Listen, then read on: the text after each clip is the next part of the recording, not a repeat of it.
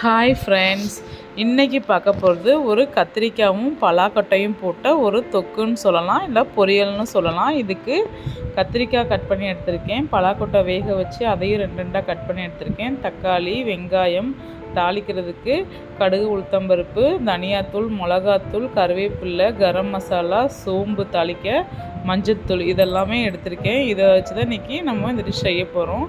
அதுக்கு ஒரு கடாயில் நான் வந்து கடலெண்ணெய் சேர்த்துருக்கேன். கடலெண்ணெய் சேர்த்துட்டு தாளிக்கிறதுக்கு எடுத்து வச்சுருந்த கடுகு, உளுத்தம்பருப்பு, கடலைப்பருப்பு, ஜீரகம் எல்லாம் போட்டு நல்லா தாளிச்சிட்டு இது கூட சோம்பு ஒரு 1/4 டீஸ்பூன் எடுத்திருக்கேன். அந்த சோம்பு சேர்த்து கருவேப்பிலை சேர்த்து நல்லா பொரிக்க விடணும். நல்லா பொரிஞ்ச உடனே நம்ம ஏற்கனவே கட் பண்ணி வச்சுக்கிற வெங்காயம் சேர்த்து அது ஒரு 50% வந்து நல்லா வதங்குற அளவுக்கு வதக்கி விட்டுட்டு அதுக்கப்புறம் தக்காளி சேர்க்கணும். தக்காளி வந்து நான் ஒரே ஒரு பெரிய சைஸ் தக்காளி எடுத்திருக்கேன், அது போதும் தக்காளி இதுக்கு. அந்த தக்காளியும் சேர்த்து தக்காளி வந்து நல்லா வெந்து வர்ற வரைக்கும் இதை வந்து நம்ம நல்லா வதக்கி விடணும்.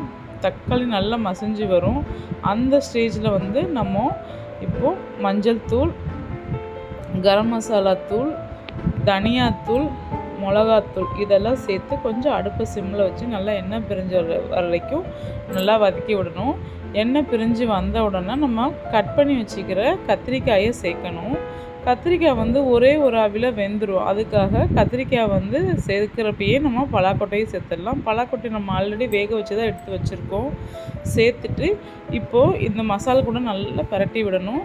பிரட்டி விட்டுட்டு இதில் ஒரு 1/4 கப் அளவுக்கு தண்ணி ஊற்றணும்.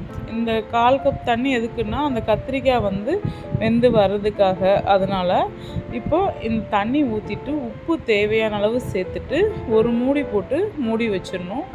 மூடி வச்சிட்டோம் அப்படின்னா ஒரு 10 நிமிஷம் கூட ஆகாது. சிம்லேயே இருந்தால் இந்த கத்திரிக்காய் நல்லா வெந்து வரும்போது இந்த பச்சை வாசம் போய் இந்த தொக்கு ரெடி ஆயிரும். இப்போ மூடி போட்டு மூடி வச்சுட்டேன். ஒரு 5 நிமிஷம் கழிச்சு எடுத்து பார்த்தா இந்த கன்சிஸ்டன்சி வந்திருக்கும். நீங்கள் இதையே இன்னும் கொஞ்சம் தண்ணியாக வேணாலும் செஞ்சுக்கலாம், பொரியலாகவும் செஞ்சுக்கலாம். இந்த மாதிரி நீங்களும் ட்ரை பண்ணி பாருங்கள். டேஸ்ட் ரொம்ப நல்லாயிருக்கும். Happy eating, healthy eating.